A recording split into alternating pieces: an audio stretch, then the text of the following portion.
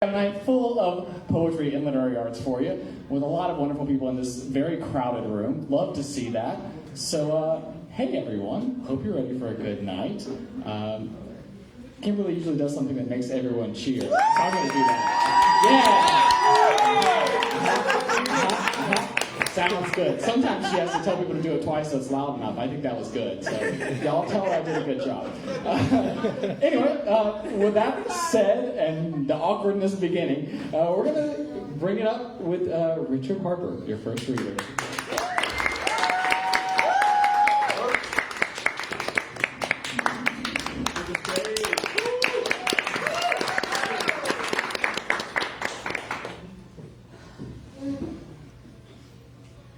This is a poem I wrote called Stone Flowers. Life starts out as a seed. Seeds must be buried in the dirt before they can live. Once in the soil of life with water and time, life sprouts from the seed.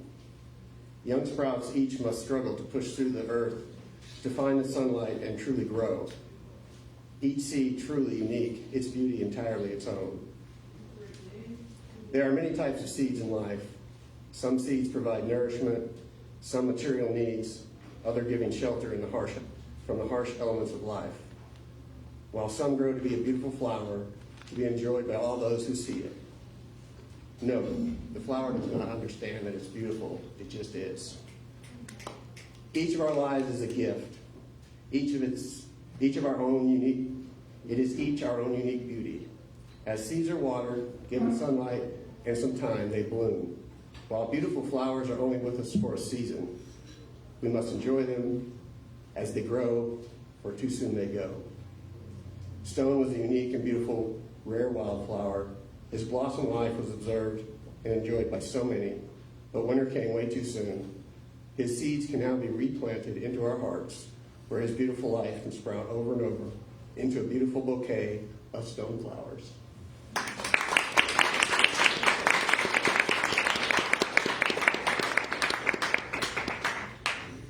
Richard Harper, was that your first time reading with us? Yes. Please give it up for our first time reader. Thank you so much for sharing that. Wonderful. So, a thing to note, because we have a full open mic, that was a pretty short first spot right there. But sometimes they're a little bit longer. Maybe you have a lot of things you want to say. That's awesome. But we do have one rule. It's a 5-minute spot. So if you go over 5 minutes, Borka right here is going to make a really weird noise at you. And it's going to make you very uncomfortable. And you will suddenly want to be finished. And you'll be done. So that's that. But hopefully that won't happen. It usually doesn't. So anyway, I'm going to stop talking again. I'm so good at this. Next up, we have Hasna.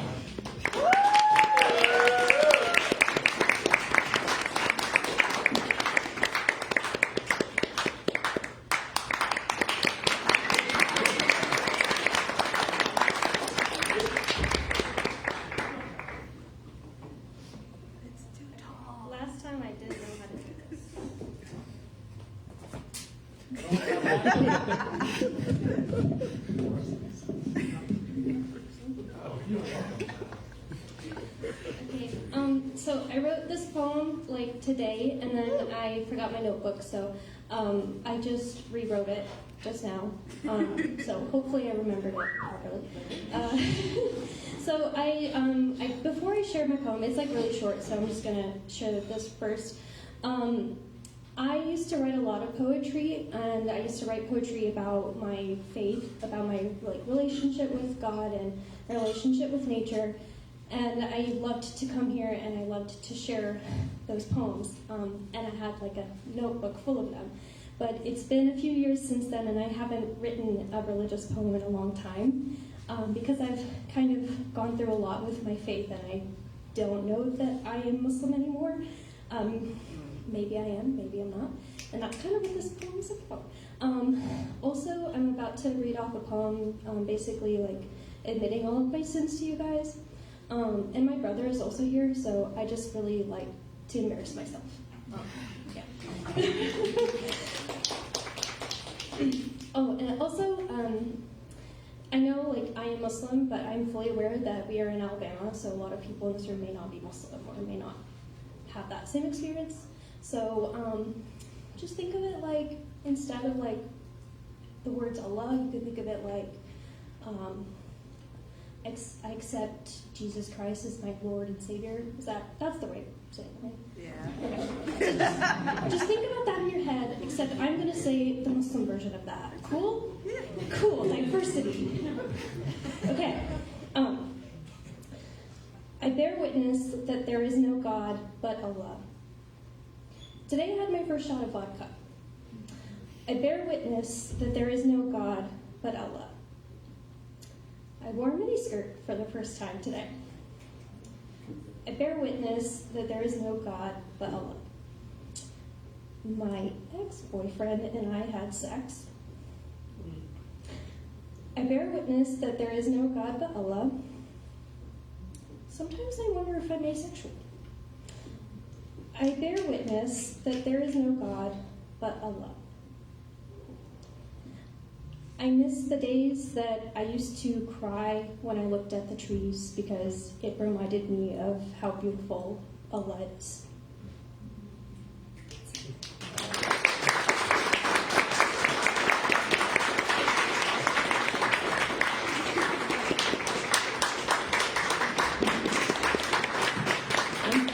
How are you? And thank you for putting up with me as I'm doing the thing that I'm doing right now. We like it. Oh man. I'm glad my embarrassment amuses you. So, you noticed that there was almost a trip right there, and that's like, we don't want people to get injured. Here's the thing, we're a nonprofit. That means that we don't really make money unless you give us money. There's a bucket right there with some geese in it. Those geese are hungry. If you have any money that folds or jingles, you can feed those geese. And maybe next time we'll buy tape to tape down these wires here. And it'll be safer for everyone. So next up, we have someone behind this sheet of paper on the other one, Grace Dellis.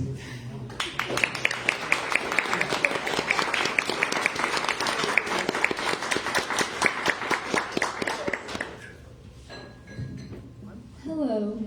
Hi. Hello. Happy New Year.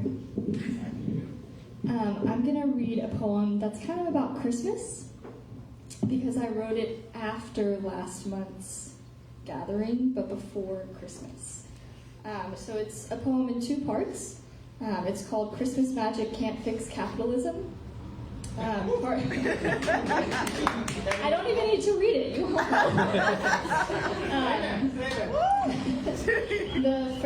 The first part is called The Week Before. The first part is called The Week After. The week before.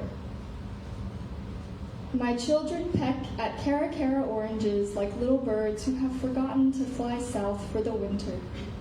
Slices sit round and drying in the oven, waiting to be threaded into garlands. We eat cherries and cheese sandwiches for lunch, and on winter solstice, gingerbread by candlelight.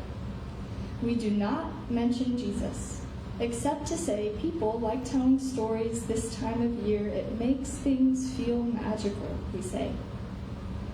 We watch the forecast like overbearing parents, plead with the sky to send us snow. Like a wayward child, we know it will not comply, but we light little fires anyway, toast marshmallows, and warm our backs by the blaze. A small train circles our small tree, just the right height for a small child to place the star on top, because he wanted to this year. Because this one was 20% off, and Christmas magic can't fix capitalism. Even our oven works overtime. Cinnamon and gingerbread, cookies painted like little scenes from storybooks, Greek cheese pies, Australian sausage rolls, American stuffing. If I know nothing else at Christmas, I know what it is to be filled, and I know what it is to be emptied, to have every last drop pulled from your belly like a surgeon siphoning poison, except it isn't poison, it is your life. I wrap gifts in a dimly lit room, place them near the hearth like offerings to all the gods pulling my puppet strings, ask if this will be enough for them to love me. Yes, they tell me, at least until next year. The week after. You must spend time outdoors. Let the fresh air wash over you like your own breath, cleansing you from the outside. The white cloud frothing in front of red cheeks ripening in the sun like early spring flowers. We sweep up the messes, gift wrap and crumbs and little holiday disappointments that cover everything like a thin sheen of glitter. We sweep it only under the rug. Leave it for next year. It's only a week away after all. I am a marionette, strings pulled this way and that way by those tiny puppet masters. Their love makes me into something like a real woman, and even after I am free, I will stay tethered to them.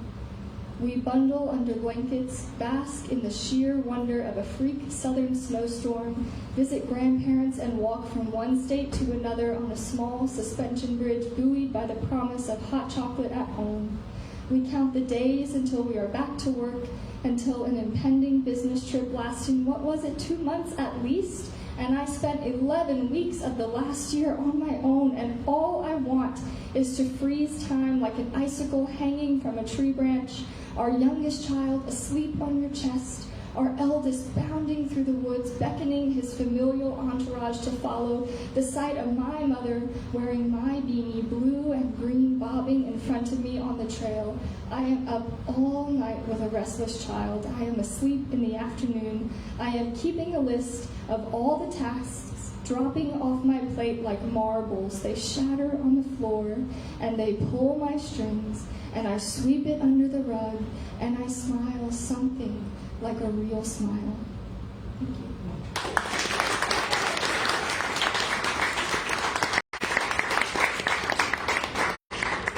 Thank you, Grace. So that was serendipitous that you read that for a couple of reasons. Number one, I have a thing to tell you because it's a new year, so that means some things changed in the years when we were a nonprofit, which we are. We did board elections, and we have some slight changes.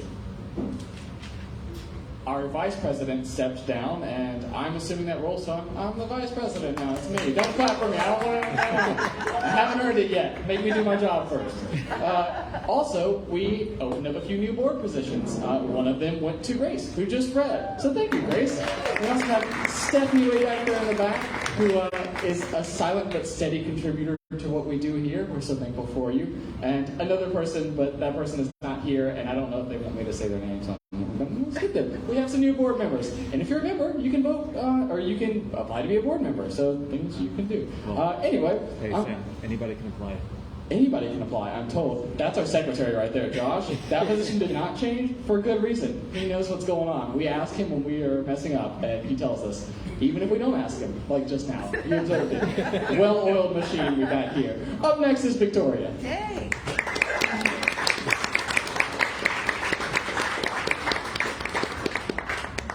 Crap. Thought I had one more person.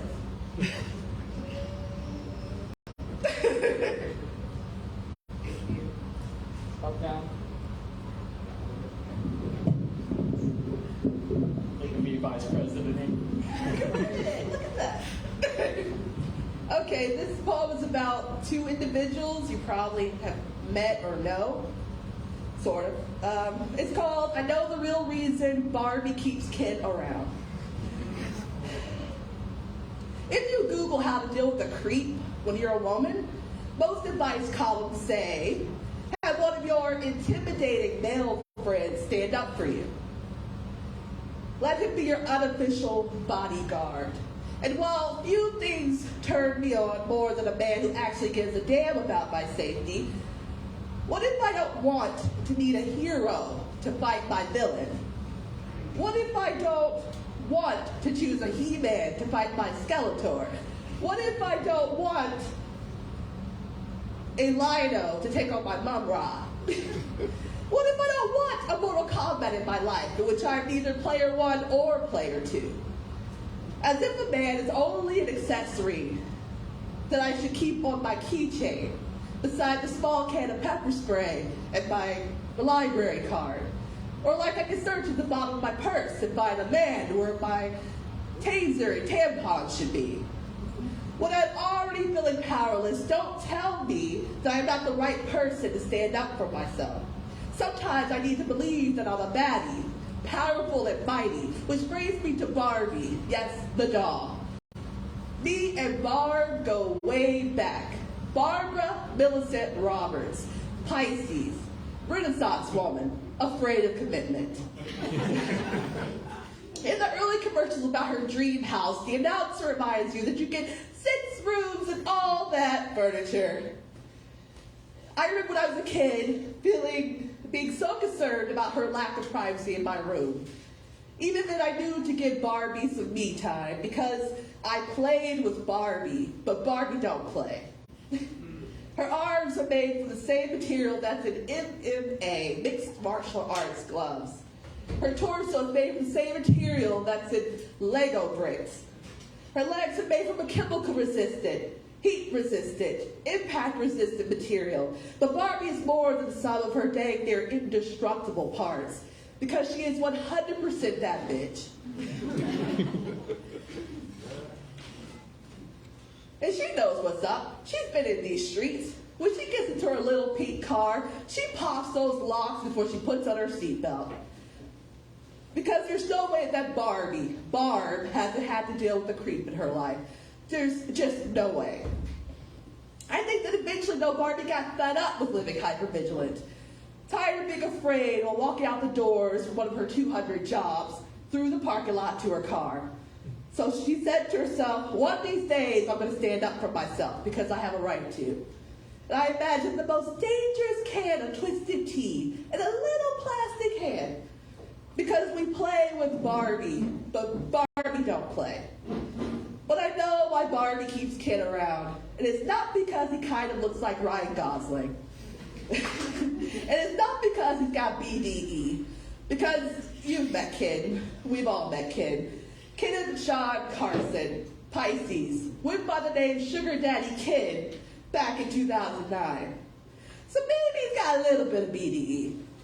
But no, the reason is, just like me, someone told Barbie that keeping Ken around is a safety precaution.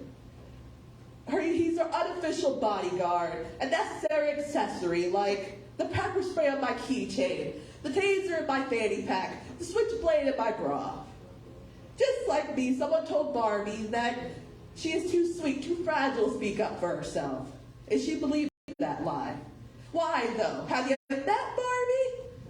Barb and I go way back. The early commercial said I should want to be like Barbie. Pisces, afraid of commitment.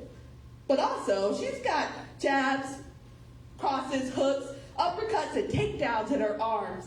Her torso, her legs are chemical resistant, heat resistant, impact resistant, like fallout shelters. Her torso, Lego bricks. Striking your heel where it hurts, the Lego brick can withstand up to 1,000 pounds of pressure. It is small and cute, but if you step out of line, it will hurt you if you step out of line. You push, it pushes back. Don't tell me I'm not the right person to speak up for myself.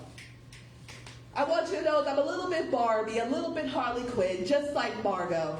I don't want to be strong all the time, but for now, I'll be like Barbie, because we play with Barbie, but Barbie don't play. That's it.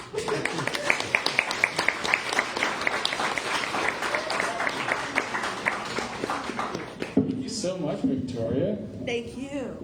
You're welcome. That's polite when you say you're welcome. I've been heard. I mentioned that we're a nonprofit and we accept donations and all that. But here's the thing. We're doing this because we love it. And a lot of people are doing things because it's their job and because, we all need money to live. And without Straight to Ale, we wouldn't have this space. We wouldn't be doing this right now. You wouldn't have delicious food and beverages in front of you. So before you give any money to us, make sure you tip your servers and your bartenders, please. They're working very hard to keep you happy and to make this whole evening more enjoyable for all of us. So give them your money. If you've got leftovers, we'll take it. Next up, we have Jason.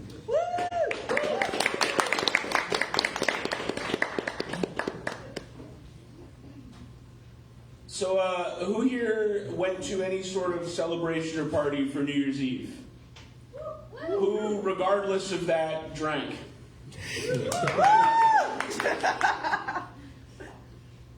to January 1st, the worst morning. Honorary Prince of Mondays, bleary-eyed and hungover, I meet thee. Standing sheepish at my bedside like we didn't both know you'd be there. Dustpan in outstretched hand, mumbling about confetti. Damn you, man. You matter-of-fact killjoy.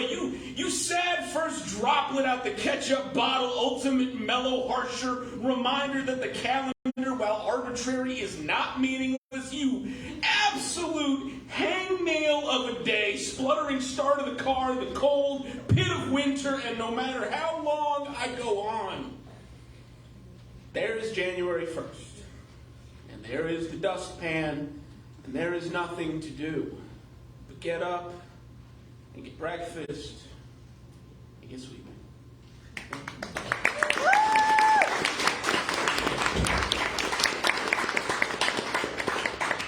Thank you, Jason. So, all this talk about New Year's and all this stuff, 2 poets in a row talking about it. Celebrations, right? We have a lot of celebrations. Well, we have a celebration for you next month. It is our anthology release. And on that day, we will actually not be meeting in this room, because as you can see, it's pretty crowded. And the anthology release was our biggest event last year. So we're anticipating even more people. We have rented out the speakeasy. So we'll be right down there. Bigger room. We're going to have 2 bartenders, so that you have less of a line. It's going to be a great time. Come, it'll be the 3rd Sunday. I don't remember what the date is, but it's always the 3rd Sunday.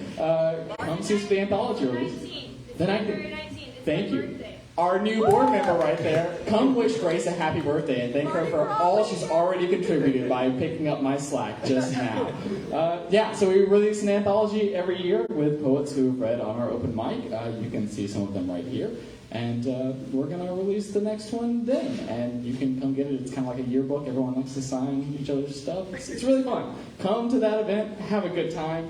And next up, we have Dr. Butcher. Please tell me if I did that wrong. I might have. It's okay. Okay. Yes, please correct me.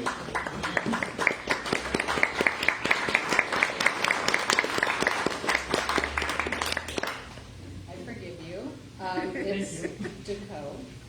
Pronounced like Dakota without the T. I didn't really put instructions. And I was like, oh, yeah. I messed it up already. It's fine. I forgive you. And then the last name is Future, like future with a B. I was debating So, future and future, and I was it's like, fine. which one? You did great. So I have 3 poems to read if that's okay. They're very short. As long as it's 5 minutes, you're good. They are. So the first one is called Please. You can't say I never spoke my mind, because I swear my mouth moves faster than what's good for me. Then I'm left picking up the pieces of your broken heart up off the kitchen floor. Please forgive me. The next one is called Giver of Life. I watched myself morph into someone unrecognizable. Admittedly, I had time to stare in the mirror the way a child stares at a single blade of grass, determined to see it grow an inch. You don't come back from it the same. Say what you will, but my ego grew bigger than my swollen belly. And when life came screaming into the world, my womb empty, I realized the power I held, and all the ways society is determined to crush it.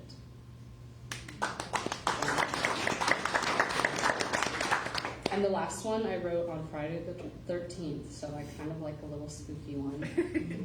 I am the exhale on your lips. I am the breeze blowing through your hair.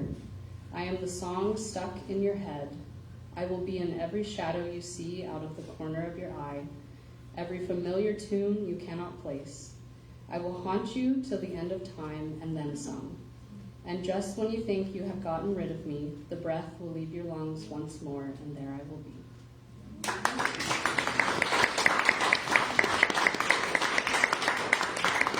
Thank you so much, Dakota. Is that your first time reading with us? Yes. One more time. Amazing. Love to see it, always. You sat down next to Grace, so I'm assuming you heard about this because you guys might be friends, but I'm making assumptions and I shouldn't do that. Maybe you found out about us because of social media. Josh handled our social media last night. Thank you. Last time. This month. Got it. He handled our social media this month. He did a great job. Thank you so much, Josh. So here's the thing about our social media. You can find us on it and follow us. It's Out Loud Huntsville. And we've got a website and everything right there. And we also stream our events on Facebook. So right here, there's cameras looking at me, and suddenly I'm very aware that everything I'm saying is being seen by people and will be later if they choose to watch it. So you could watch yourself do this later on. I will not watch myself do this later on. I'm going to maybe skip to the next person when I watch this, who is Grant.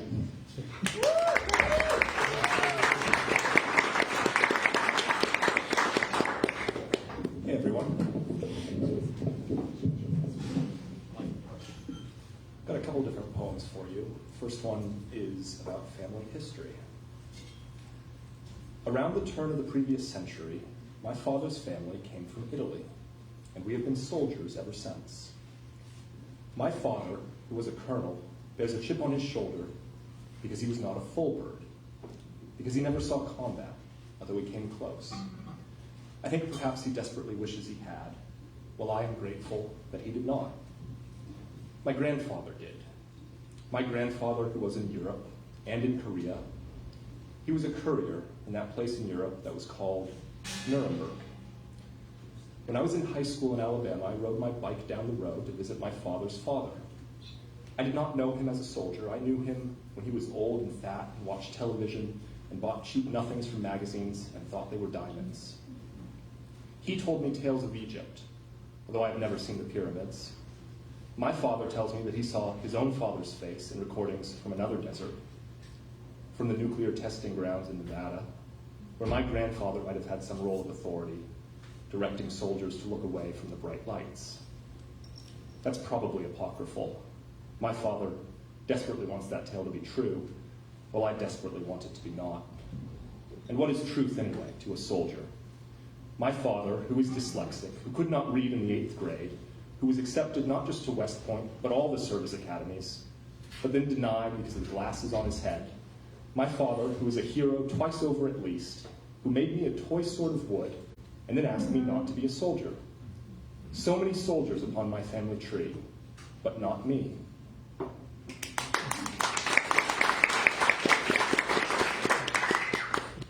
This one's titled Shelter from the Storm.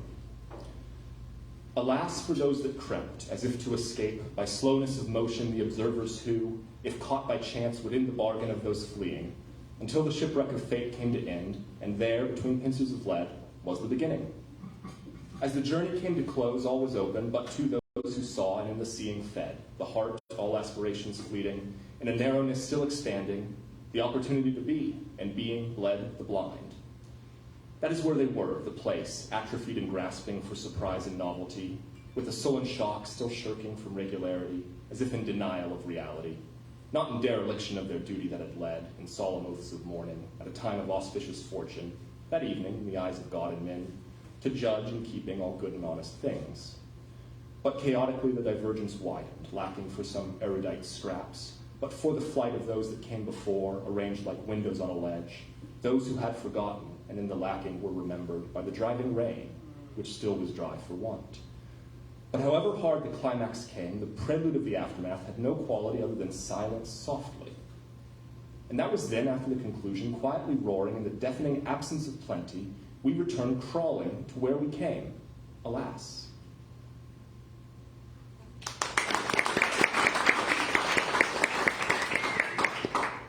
Here's a shorter poem about mountains in Wyoming. Just one more poem, as if for want of dying touch. From the wilderness came the treasure, precious couplets of isolation and apart from all known lands. Hungry, wet, tired, cold, and sore, huddled under blankets and clinging to some measure, inconsistent by half, but somehow capturing the distance of the place, which was apart and vast like nothing. Yonder pass reveals the stars, mountains parting like the clouds till the morning beckons and the call of darkness demands no more. The sun broke the horizon to reveal more grandeur still, as like they were to be, and burning in the freezing cold, subliming off the dew to pay the debt of reckoning owed to none but nature, and there was found the freedom of the lofty sky.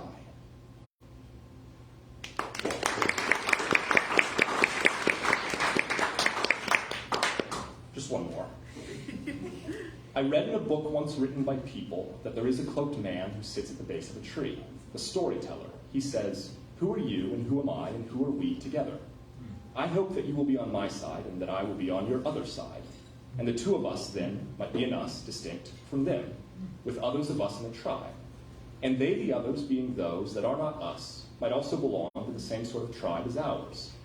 And those tribes too might bind a nation, and the nation of us might then be the world. And all of us, the world, might speak with the voice of those voiceless few who cannot speak themselves." Footnote.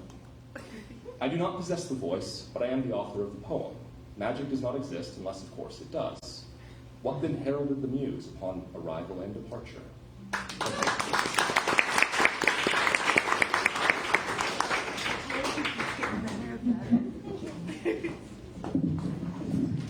How fortunate that you mentioned about speaking and having a voice or not having a voice and being voiceless, because a note that I have to read is about a town hall meeting that's happening tomorrow night at 6 o'clock at St. Luke's Christian Church. And Councilman John Meredith will be there. So if you want to make your voice heard and you want to talk about stuff going on and you have opinions about things, we've all got opinions about things, go to that. You can be heard. You can have a voice. You don't have to be voiceless. I immediately caught myself, like, maybe there's an ableist remark there, and then you know what I mean. I'm going to yield the floor now to Max Devlin. Please save me.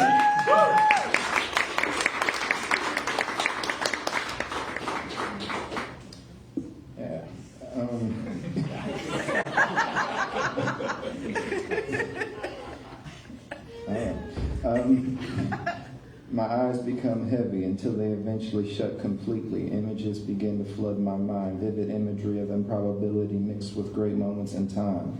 I don't know if this is heaven or not, but I can't complain if this is where my new home is going to be. But then the sunlight hits me in the face, I wake up and zap back to reality. The next night comes and my eyes get heavy again. So happy to show my face back in that beautiful place, but what I found was no paradise. The imagery was of more probability mixed with the darkest moments of my life playing repeatedly. The pain is relentless. I scream out for help, but everyone is oblivious, so I just cry alone in this location that's unknown, and the sound of thunder wakes me up, and I zap back to reality.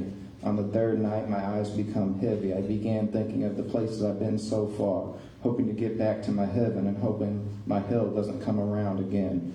But nothing appeared at all, and I woke up back disappointedly, hoping that the dreams come back to me eventually.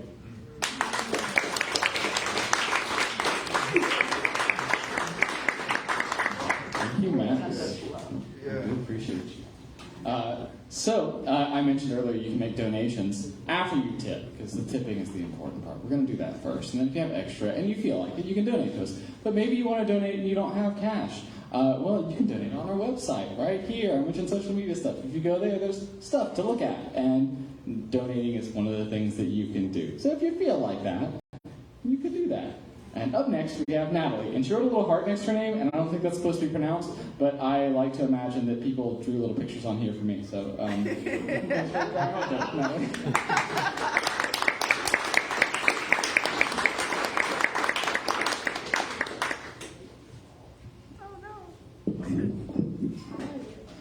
Right there, you got it? Yeah. Twist. Left. Yeah. Yes. And you feel like really powerful. You're like, I can help. No, I don't think it's working. Oh no, I got it. Okay, cool. Okay, so I have one poem to share tonight. Ironically, I wrote this poem about a guy that I was tired of writing poems about. But fuck him, I guess. I don't know. This poem is called I-65. I'm growing older. Things that once mattered so much only matter so little. The grass is very rarely greener on the other side, out of the frying pan and into the fire and all that jazz. Every time I come home, I only notice the quiet, the type of stagnant stillness that terrifies me. The cows look at me like they know me or are fond of me or pity me, but they are cows and I regularly dine on steak. Inside of this home, there's also you. Every time I miss you or hear your laugh on some phantom wind, I think of how the ocean only moves in futile pursuit of the moon. I think that is sad. To yearn after something so much so that it becomes your only reason, the driving force behind your existence. I pity the ocean, her yearning. I pity the moon, her beauty. I pity myself that I am not a softer woman. I am hard on the inside and outside, but not so hard that I cannot bend, not so hard that I do not feel. And I noticed it here on this empty stretch of road. You only get one life if you believe in that sort of thing. And every move I make is calculated, so I'd rather not take the risk. I will not waste this life waiting to contort on your command. I will not let my one chance be wasted on bitter feelings, so this will be the last poem I ever write about you. I love myself enough to put the pen down, to know when enough is enough or just about, to finally take down the Christmas lights even though it's October and there's basically no point now. I give myself the gift of closure, and I will not apologize for how I leave this poem unfinished. Thank you.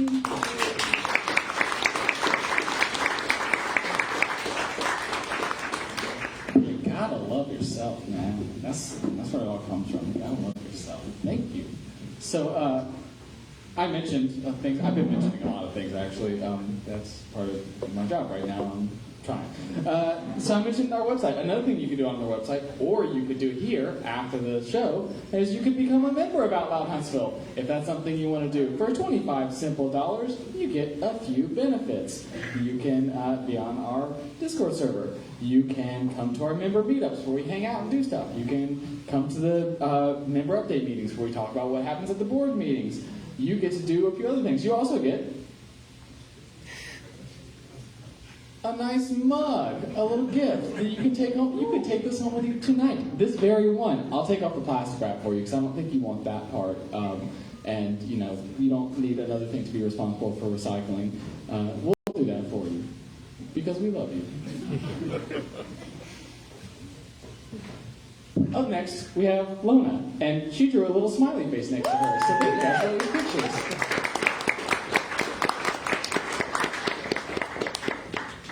So, if we give money, we can get tape, so give money or somebody might get hurt.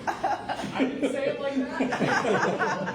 All right, so I handed out a few slips of paper at the beginning, had people write down topics to see if I have a poem that's tangentially related. The one I drew was obsolescence. Who gave me obsolescence? Of course. All right. So you need to judge if this fits or not, but I think I have one that fits. So this one's called A Willow's Kiss. A willow's kiss wakens slowly but runs deep. Joy runs... start over. A willow's kiss. A willow's kiss wakens slowly but runs deep. Joy sings but always parts, if not with silent passing, then with slowly tilting hearts. The impervious stream flows without asking to measure bliss or sleep. We just hear the whispered roundings of time enough to weep.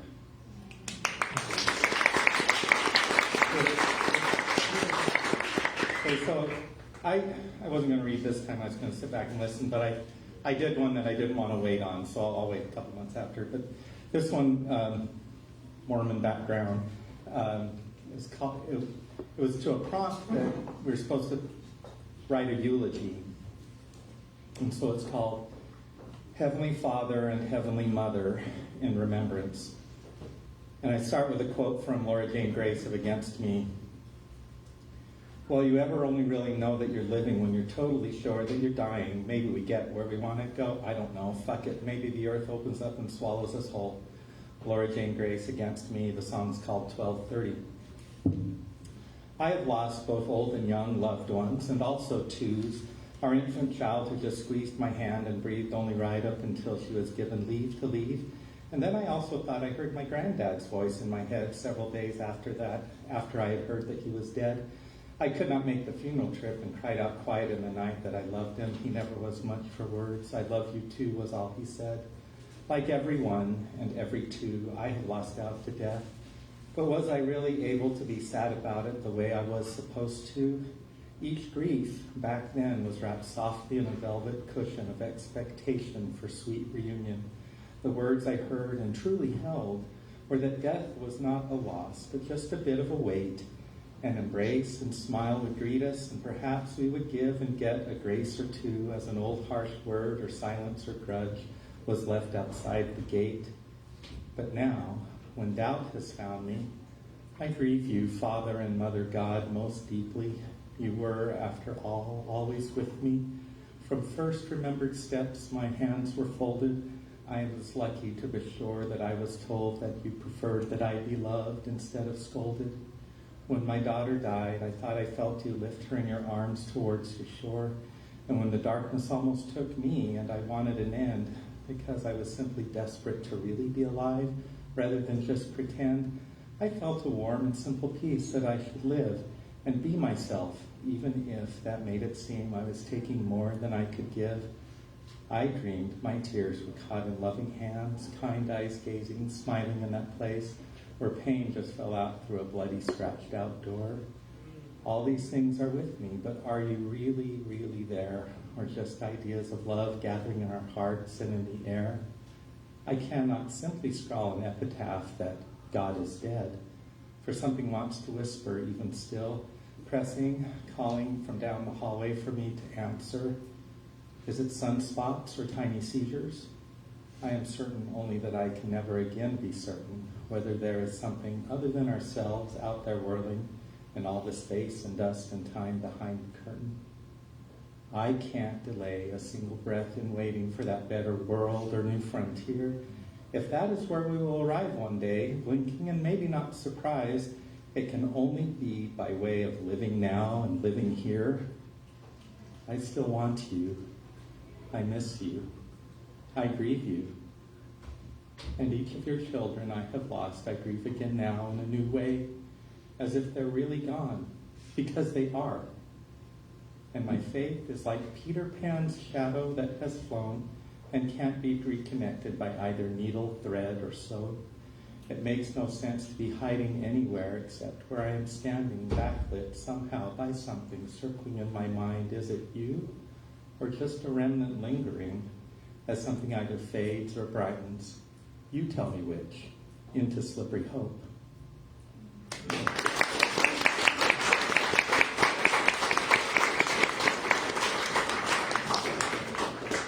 Thank you, Mona. So I mentioned that we have these mugs here, and here's the thing. If you're a member, and you became a member online, and you weren't here in person to get your mug, maybe you don't have your mug yet. So if you're waiting on a mug, please come tell me afterwards, hey, I need my mug. I'll give you your mug. It'll be great. And if you're watching on Facebook right now and you don't have your mug, don't worry, I'll be reaching out to you. We can mail it to you if we need to. We'll work it out. We want you to get the thing that is rightfully yours. So without further ado, your next reader is me. I signed up. And just so I didn't break the chain, I drew a little star next to my name. So you got smiley face and star, all the nice grade school things that you can do next to your name. I'm gonna set this down now. I felt like reading stuff with a little bit of a darker tone tonight, so I'm gonna do that. And this is the moment where I stop being vice president for a second. So my words are not the words of Out Loud Huntsville; they're my words right now. This first one is. One of the first poems I ever read at an Out Loud event many, many, many years ago. I haven't read it in a long time. And I was thinking about it. I wanted to read it. And it's called Mechanism. I watched them all, those lofty women in their heels, making rich marble of every surface that would sound for them, which is to say I sat silently by, dreaming askance, which is to say I was and am ashamed. I skipped one. Which is to say I thought very highly of myself, which is to say I was and am ashamed, which is to say I stared narrowly through the film on my eyes and wondered what I might do with the rest of the day, which is to say I left my skin on the floor. I went home.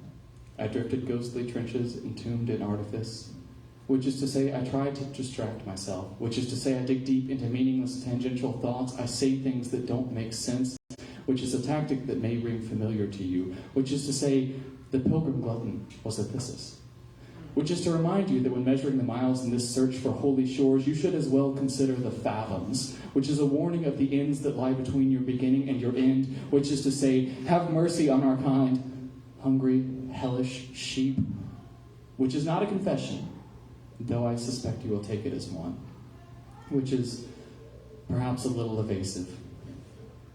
Which is to say, the object of any game is to be the person who ends the fun, which is once again not at all what I mean.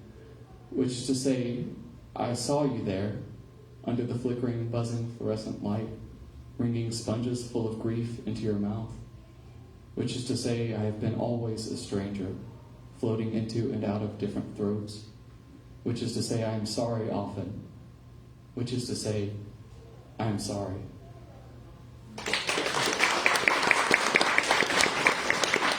And I'll do one more. It's not as old, but weirdly feels kind of old. 2022 was a year of a lot of healing for me. It's really good. And yeah, so this is a poem that's related to that in no way that you will understand. And I remind you again, I'm not speaking as vice president because of the title of this poem. It has two titles. One of them is Ocean, and the alternate title is The World is Ending, Let's Fuck About It.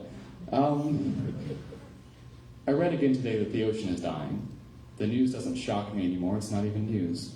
One day the whales won't eat, and then they won't shit, so no more food for phytoplankton, and the whole equation of life will just topple.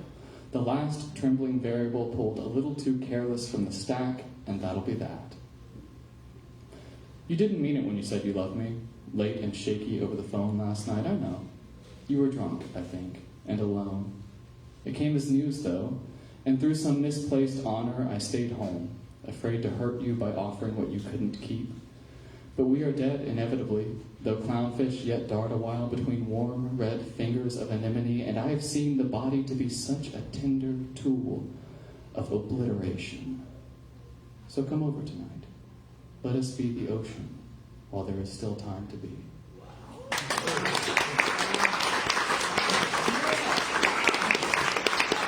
Hey, I'm vice president again. That's it.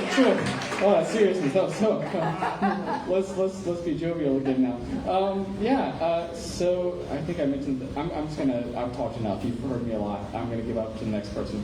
Timothy Handley.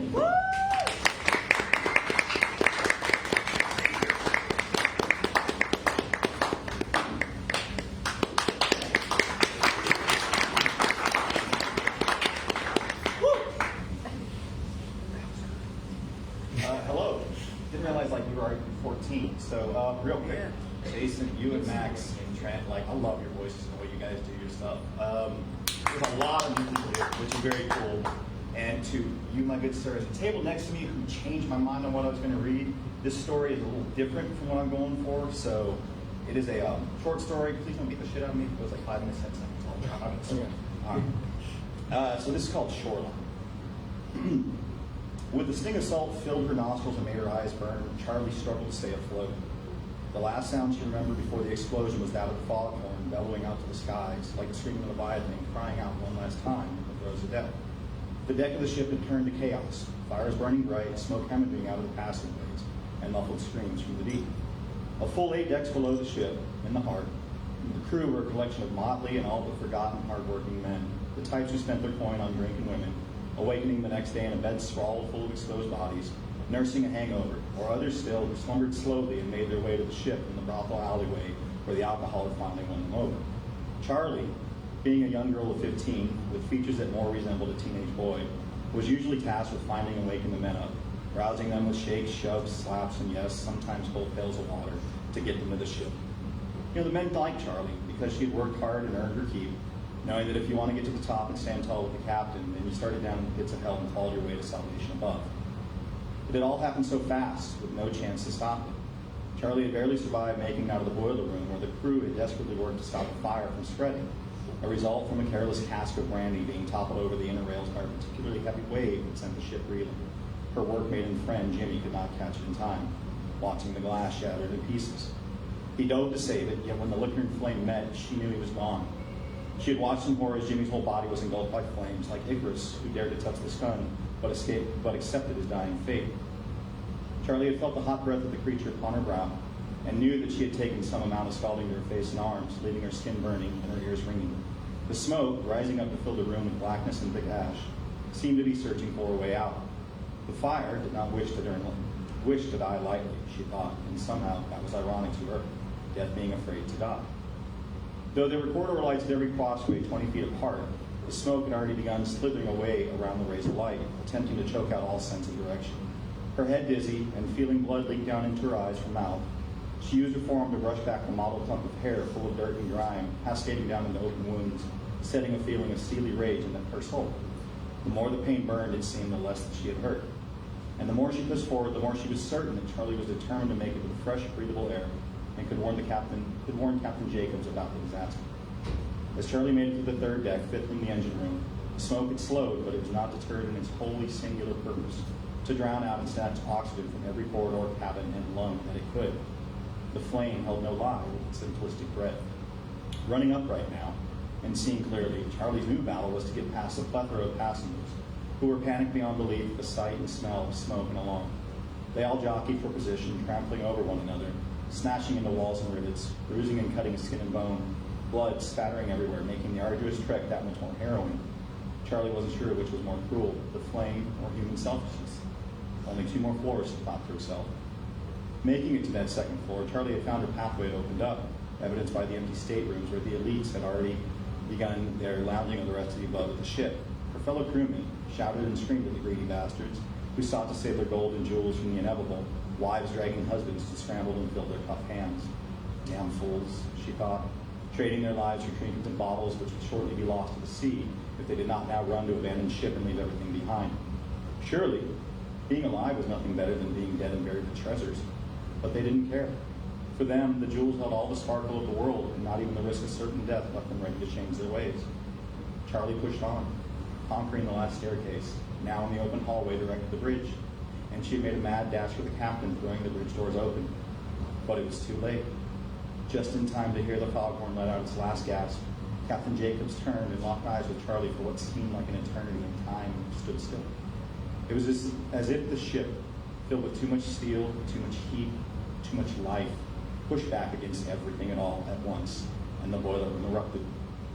From behind him, sparks of bright orange light, flaking into the white hard shards of flying daggers, fire and flame and metal and body blew outward in every direction. The explosion itself was so loud that Charlie's eardrums had ruptured, and the scene became that of a silent film in a penny theater. And almost instantaneously, Captain Jacobs was impaled through his spine by a torn steel pipe. Charlie herself was blown backwards with the force of 1,000 waves crashing into her, being launched clear off of the bridge into the sea. The air rushed against her body and arms, and legs flailing like a rag doll tossed in a hurricane as she splashed down into the water. Unsure as to how she had grabbed hold, Charlie took hold of a piece of deck and latched on. Her body ached and her bones were broken, but she held on, feebly kicking her legs until giving out from exhaustion. Floating off into the shadows, the luminous orange glow of the Osiris grew fainter until the sea swallowed it to the bottom of the ocean, a fitting irony for a vessel named after the god of the underworld. And Charlie herself welcomed death as she was ready to accept her fate. Drifting off, she lost consciousness. Some unknown time later, waves rolling upon the shore, face half buried in the sand, memories of waking shipmates danced across her mind. And Charlie rolled over, coughing up seawater, skin burning, flesh torn, throat dry from all the smoke and salt that she had swallowed, yet she was still breathing. Gazing upward at the night sky, she stared. These stars had exploded eons ago, and instead of bringing death into the universe, they brought forth light and life. Charlie was alive. Crawling towards the soft jungle leaves and closing her eyes one last time, forgetting the curses of pain, she found some measure of beauty, some small measure of beauty in it all. And everything at that moment for her was so peaceful, and she drifted off once more. Thank you.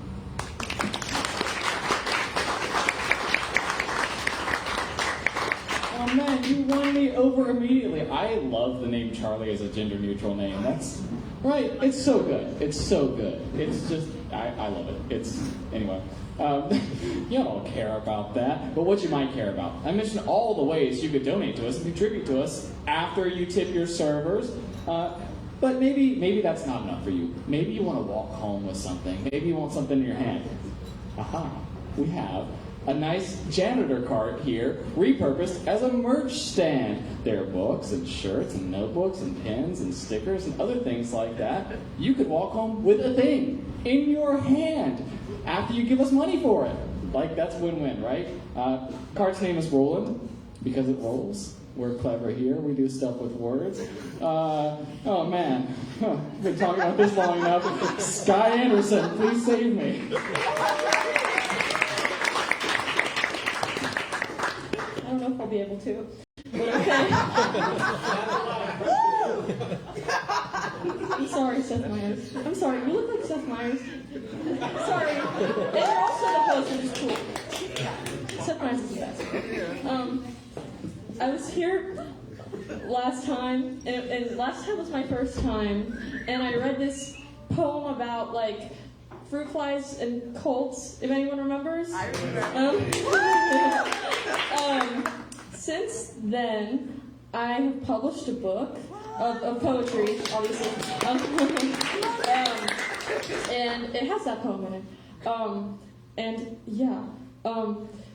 So I'm going to read something from that. It's technically my final as a senior, but it's also a big personal project. It has like 27 poems in it, and I spent a long time on it. But anyways, I have little bookmarks that I'm probably going to put on that front table, but I don't want to, because I'm new here, I don't want to, promote something. So obviously, okay, after you tip your server, and after you become a member and donate and buy merch, and after you do everything else, maybe if you want a book, which I'm going to donate and become a member, because Discord server sounds fun. But anyways, I'll read the first poem, which is conveniently called a corner piece, like the book, and maybe another one if I have time. But yeah, and this one rhymes. So, a lot of them rhyme. I'm much more nervous this time than last time, which is weird. But anyways. 1. You went to the table expecting a feast. They spoke of bread, so you alluded to yeast. You wanted the world, you got a corner piece. You wanted the herd, you got a lamb. Still think of the great, unsheared sheep, basking in that high-end sleep, hearing the beavers build their heap. They wanted the river, they got the dam. 3-story cake, coasters on your shoulders, a trifling steak rivaling the weight of boulders. Be the one and only warm pastry holders, burn evenly or do not burn at all. If you leave it sitting out, it dwindles and dries. Bread harshly hardens like your knives on the floor of a rink that used to have ice. A solar syzygy is a lunar landfall. 2. You'll go on a scavenger hunt with the meal face down, stranding a crown jewel as a pale tree fragment, for you've heard that home is coming to town, and only a fool would miss such an advent. You always had that way of making like a comet. Remember when you first looked into the sun? They told you the distance, you said, I want it, and you still do with each ray, you thankless one. You know the sun like you remember dying, have run across hemispheres to avoid the night, have watered your eyes staring up, nearly blinding, for there is something holy in losing your sight. This knowledge proves strongest when skies extend it, recognizing the magic in every drop it thirsts for, that fantasy alone is enough to quench it. Your bubbled angel kisses need not burst more. 3. Sometimes dread catches up, though. Are you afraid of the dark, the cold air? Let's meet midnight, get a coat to wear, blunt your arrows, suppress your bow. If this'll do anything, it will save your soul from the spurning sickness of afternoon. For once, refrain from decrying the moon until you have met eyes with the black hole. 4. Open arms never interested you. When offered yellow, you'd insist on blue. And while sunburns touch your face, you may never reach the source in space. 3, again. It kind of goes backwards. It's like a weird symmetry thing. I have to drag you around like a stubborn child, but your tan speaks to the foreignness of separation, full with the heartache of shade deprivation, and at first when you saw the moon, you smiled. Knowing where the light is from, as though it's a secret, glancing across the room at your dear on the other side, the true source borrowed from the teller of the tide, you clutch to that proximity, desperate to keep it. 2. It has been an unbelievably long time since you last let these late hours prevail. Your fear is easing, hearing the clock chime, and you have got to check the mail. It's not far from here. Look where you're going. Find it ahead with the flag up and hooked. The postage slot, when opened, is overflowing, for you cannot remember when you last looked. You expect junk mail, but it's all letters, only letters, heartfully handwritten on stationery. You expect for worses, but it's all for betters, addressed for pigeons to in migration carry. Lick an envelope and close what you've got, and then you can chase and chase until you wake. Dream of that great star, so bright and hot, but neglect no crumbs as you have and eat your cake. 1. They all know by now what you knew, the truth shining when the trek is through. You don't merely sit for a day or two at a fireplace or in a sauna, you burn. Burn and visit then, nothing is ending. It's only a ruler, you continue bending joy. It's a way of maiming and mending. You forget it all just so that you can relearn. Not a day of rotation goes by, not an hour, that you do not see the light and cower. With skin tender to solar power, you swerve past a million to yearn for one. You wanted the sheep, you got the fleece, you got the goose, you wanted the geese. You have everything in your corner piece, and you will always love this song. But yeah. Thank you. So I'm going to put some bookmarks out there. We'll have a little QR code where you can get the book and like my website and all that fun stuff. But obviously, do this stuff and other stuff first. But yeah, do I have time to read another one? Oh, yeah. Okay. Thank you. Bye. That's our second. Thank you so much, Sky. Every time I see a new person here, I'm like, are they going to come back for a second time? Did they have a good time? Have they had a good time? Did they come back? Thank you for coming back. And don't be shy about promoting yourself. God knows artists don't make enough money. So if you've done something, if you have an event going on, tell us about it. We want to know. We want to support you. People in this room want to support each other. So promote yourself. Please, please. Never be embarrassed or ashamed about that. I have this whole list of things that I've been meaning to talk about. I've been dutifully crossing them off, and I'm running out of things. I'm doing such a good job that I'm running out of things. So I'm just going to say, ask Borka about his new vacuum cleaner. He's really excited to talk about it. Up next, we have Titus.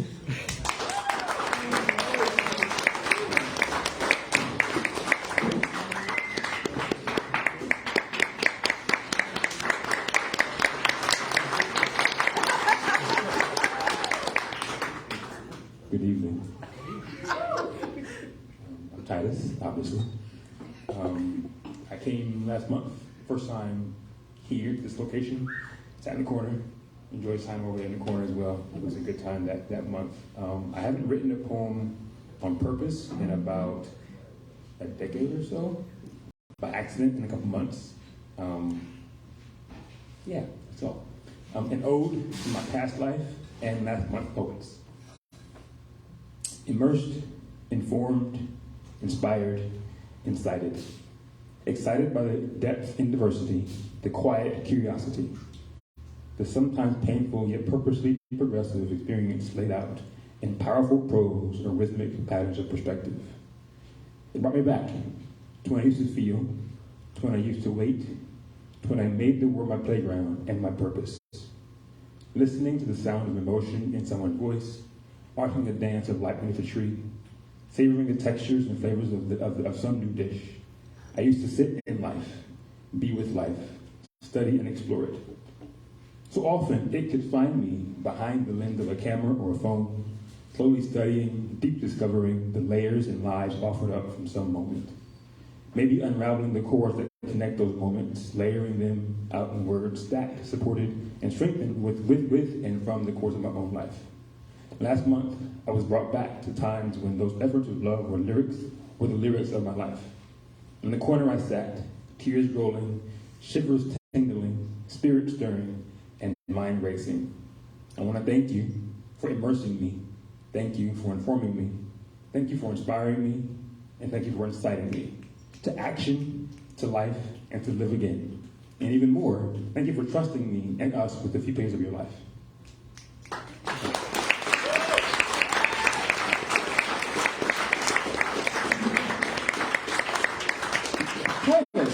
It sounds like you were saying that was your first time reading with us. You guys know what to do. Do your thing. Yeah, good job. with that, we are going to cut the stream.